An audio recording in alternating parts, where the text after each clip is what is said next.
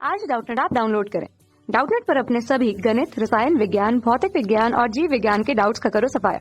बस प्रश्न की फोटो खींचो, एक ही प्रश्न को क्रॉप करो और तुरंत वीडियो सोल्यूशन पाओ। अभी डाउनलोड करें। नमस्कार दोस्तों, स्वागत करता हूं आप सभी का। आपका प्रश्न है, एक आयनिक यौगिक P धनायनों तथा Q ऋणायनों से निर्मित है। ठीक है, तो इसके लिए हमें विकल्प दिया है कि PQ। ठीक है, अर्थात ये हमसे यह पूछना चाह रहा है इस प्रश्न में कि जो एक आयनिक यौगिक है वह P धनायनों तथा Q ऋणायनों से निर्मित है, तो इसका जो हमारा सूत्र होगा वह क्या होगा। ठीक है, पहला विकल्प दिया हमें PQ, दूसरा विकल्प दिया है PQ2, तीसरा विकल्प दिया हमें P2Q तथा जो चौथा विकल्प दिया है वो हमसे कह रहा है P4Q। ठीक है ना, तो आइए हम इस प्रश्न के उत्तर को देखते हैं। ठीक है, तो जैसा कि इसमें हमें दिया है कि केवल इतना बताया गया है कि जो P धनायन है तथा इसमें हमारे Q ऋणायन है।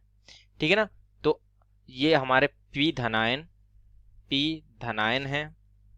ठीक है ना, धनायन तथा Q जो है वह हमारा ऋणायन है।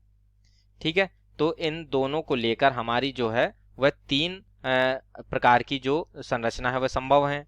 ठीक है ना, चूंकि जो भी हमारे धनायन तथा ऋणायन आपस में जब संयोग करेंगे तो ये जो तीन प्रकार के क्रिस्टल बनाते हैं। ठीक है, तो चूंकि जो हमारा सिंपल क्यूबिक होता है अर्थात सरल घनी होता है उसमें तो केवल एक ही प्रकार का परमाणु भाग लेते हैं। ठीक है, तो जो धनायन और ऋणायनों से मिलकर हमारा या तो हमारा BCC संरचना बन सकती है।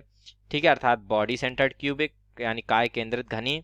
दूसरी हमारी बन सकती है FCC अर्थात फलक केंद्रित घनी, तथा जो हमारी तीसरी संरचना जो बन सकती है वह बन सकती है HCP अर्थात हेक्सागोनल क्लोजेस्ट पैकिंग। ठीक है ना, अर्थात षटकोणीय संरचना बनाएगा। ठीक है ना, तथा तो इस प्रकार से होता है। तो जो अब इसमें एक चीज हम और देख लेते हैं कि जो हमारे इसमें परमाणु प्रति इकाई जो सेल जो होते हैं, ठीक है ना, वह भी हम लिख लेते हैं। तो परमाणु प्रति इकाई सेल, ठीक है ना, प्रति इकाई सेल। ठीक है, तो जो BCC के लिए होते हैं वह हमारे 2 होते हैं, FCC के लिए हमारे इसकी 4 होते हैं परमाणु प्रति इकाई सेल, तथा HCP संरचना के लिए जो परमाणु प्रति इकाई सेल होते हैं वो हमारे 6 होते हैं।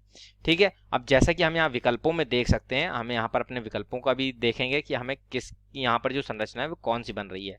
ठीक है, तो परमाणु प्रति इकाई सेल का मतलब ये होता है कि ये दोनों आपस में कितने परमाणु मिलकर ये है हमारी संरचना को बनाएंगे। ठीक है ना, तो इस प्रकार से होगा। ठीक है, अर्थात इन दोनों परमाणुओं इन दोनों आयनों का एक क्यूबिक में जो है वो योगदान कितना होगा। ठीक है, जिसके द्वारा वो अपनी संरचना को निर्माण करेगा। तो जैसे कि हम देखते हैं पहले में हमारे एक Pa तथा एक Q अर्थात ये 2 है, इसमें 2 Q और 1 P है अर्थात ये हमारा 3 है। इसमें जो परमाणु इसमें भी हमारे 3 हैं तथा इसमें हमारे 5 हैं। तो जैसा कि हम देख सकते हैं यहाँ पर कि केवल एक ही ऐसा विकल्प है जिसमें हमारे जो परमाणु प्रति इकाई सेल हैं वह हमारे जो है संरचना जो कि हमारे BCC है उससे मिलती है। अतः ये जो हमारे P और Q धनायन है ये हमारी जो है आपस में मिलकर जो है वो BCC संरचना का निर्माण करेंगे। ठीक है ना, अर्थात ये जो हमारी P और Q, ठीक है, PQ के द्वारा, ठीक है ना, ये हमारे यहाँ पर P धनायन, ठीक है ना, P धनायन तथा Q ऋणायन, ठीक है ना, हमारी जो है BCC संरचना को बनाएंगे, BCC संरचना बनाएंगे। ठीक है ना, तो इस प्रकार से हमने ये पता कर लिया कि हमारी संरचना कौन सी बनाएंगे, BCC संरचना बनाएंगे। अतः अब जो है हम इनके सूत्र को बनाते हैं। ठीक है, तो अतः जो अब हम इसको BCC संरचना जो होती है वह कुछ इस प्रकार से होती है, इसके चित्र बनाते हैं तथा इसमें जो धनायन और ऋणायनों की स्थितियां हैं वह हम प्रदर्शित करते हैं।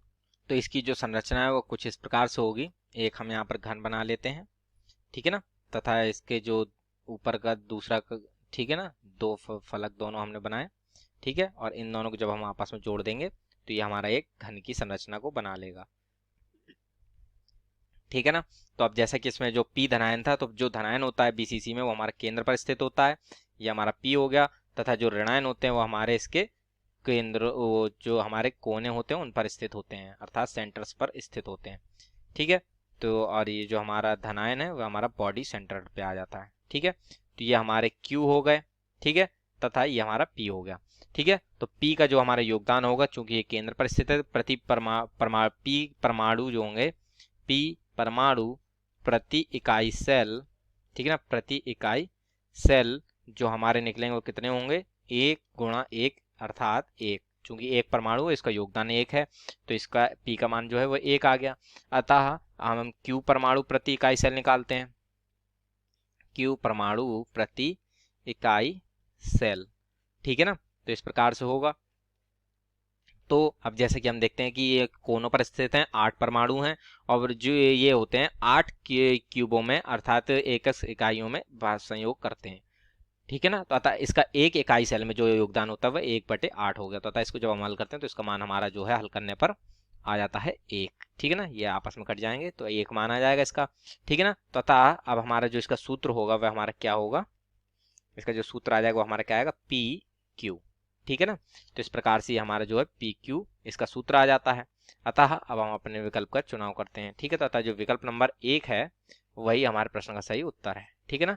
जैसा कि हमने पहले भी देखा था कि इसके जो परमाणु प्रति इकाई सेल है वो 2 हैं, जो कि हमारे बीसीसी संरचना को बनाते हैं, ये हमने यहाँ से पहचाना था, ठीक है ना। तो इस प्रकार से ये हमारा विकल्प नंबर 1 हमारे प्रश्न का सही उत्तर होगा, ठीक है ना। तो आशा करता हूँ आप सभी को उत्तर समझ में आया होगा। धन्यवाद।